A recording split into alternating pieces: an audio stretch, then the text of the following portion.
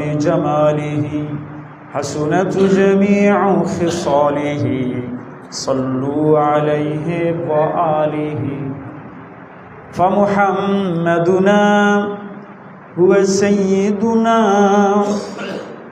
فمحمدنا هو سيدنا فالعز لنا لإجابته بلغ العلا بكماله كشف الدجى بجماله حسنت جميع خصاله صلوا عليه وآله আল্লাহ জাল্লা শানুহুর শাহী দরবারে অসংখ্য শুকরিয়া। আল্লাহ রব্বুল আলামিন আমাদেরকে একটি মুবারক মজমায় জমা করেছেন, শুকরিয়া আদায় করব আলহামদুলিল্লাহ।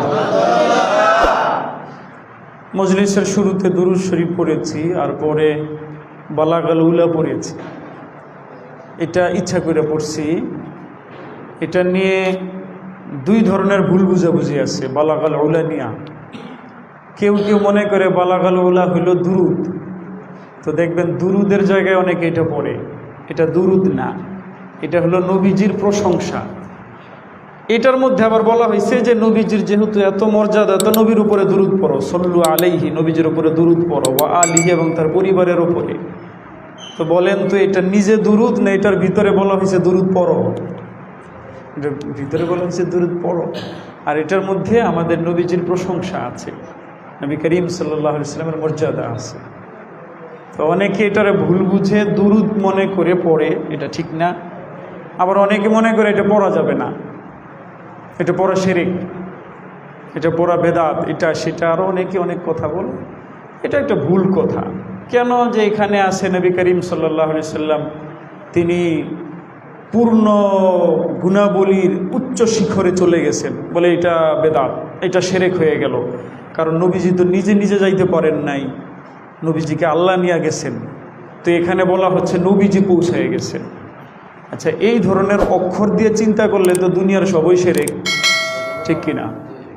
যেমন মনে করেন আমরা একজনকে বললাম যে এই ছেলেটা দাওরা পাশ করে ফেলছে, তো এই ছেলে কি নিজে নিজে দাওরা পাশ করছে না আল্লাহ করাইছে? তো আমরা যদি বলি এই ছেলেটা দাওরা পাশ করছে, এটা শিরক। কি আশ্চর্য কথা! তো ভাই কথা শুনতেছেন? হ্যাঁ, শুনতেছেন কথা? ও, আমার মনে হয় মাইকে এখন শোনা যায়। ও, বাইরে শোনা যায় না, তত কম শোনা যায়। এখন বেশি শোনা যায়, এখান থেকে তো বুঝাও যাবে না। আচ্ছা, সমস্যা নেই, যদ্দূর আমাদের ভিতরে শুনলেই তো হইলো। আপনারা শুনেন তো, তাহলে একটু মনোযোগ সহকারে শুনেন। ইনশাল্লাহ মনোযোগ সহকারে শুনলে ভালো লাগবে, আর মনোযোগ সহকারে না শুনলে ভালো লাগবে না। আচ্ছা, সমস্যা নেই, আর সবাইরে জোর করে শোনানোরও দরকার নেই, যারা আসে এরা শুনবে, সমস্যা কি? আমার ওই যে কথাটা বলছি এটা কিন্তু গুরুত্বপূর্ণ। কেউ আবার এটারে শিরক মনে করে। কেন শিরক মনে করে? যে এটার মধ্যে আছে নবীজি উচ্চ মর্যাদায় পৌঁছায় গেছেন, নবীজি নিজের পরিপূর্ণ গুণাবলীতে উচ্চ মর্যাদায় পৌঁছায় গেছেন, তো যে এটা শিরক। কেন? কারণ নবীজি তো নিজে নিজে পৌঁছান নাই, নবীজিকে আল্লাহ পৌঁছাইছেন। অথচ এই কবিতাতে বলা হচ্ছে নবীজি পৌঁছায় গেছেন, সুতরাং এটা শিরক। তা আমি বললাম এই কথাটা অত্যন্ত স্থূল কথা, ভুল কথা, মোটা বুদ্ধির কথা। তাহলে তো দুনিয়ার সব কিছু এমন শিরক হয়ে যাবে। আমি বললাম আমার ছেলেটা 10 বছর বয়সে উপনীত হয়ে গেছে, বলবে এটা একটা শিরক করলাম। কেন শিরক করছি? তোমার ছেলে কি নিজে নিজে বয়সে উপস্থিত হইতে পারছে না আল্লাহ করাইছে? কথা তো সত্য, আল্লাহ করাইছে, কিন্তু বুঝতে হবে না যে আমরা যে কথাবার্তার ভিতরে যা ব্যবহার করি। আপনি বলছেন যে আপনি কার সাথে খান, কে খাওয়ায় আপনারে? বলে আমার বড় ছেলে খাওয়ায়। আরে আপনি শিরক করলেন, খাওয়াই তো আল্লাহ, কথা তো সত্য, ঠিক না? কিন্তু এই ধরনের কথা কইলে কি দুনিয়ায় কিছু আর অশিরক থাকবে না? সব শিরক হয়ে যাবে, সব শিরক হয়ে যাবে। এগুলো হলো মূর্খতা। যেটা শিরক সেটাকে শিরক না বলা ভুল, আবার যেটা শিরক না সেটাকে শিরক বলাও ভুল, ঠিক কিনা ভাইয়েরা? যেন সচেতন থাকবো, আকল দিয়ে চিন্তা করবো। আল্লাহ তাআলা আমাদের সবাইকে কবুল করেন।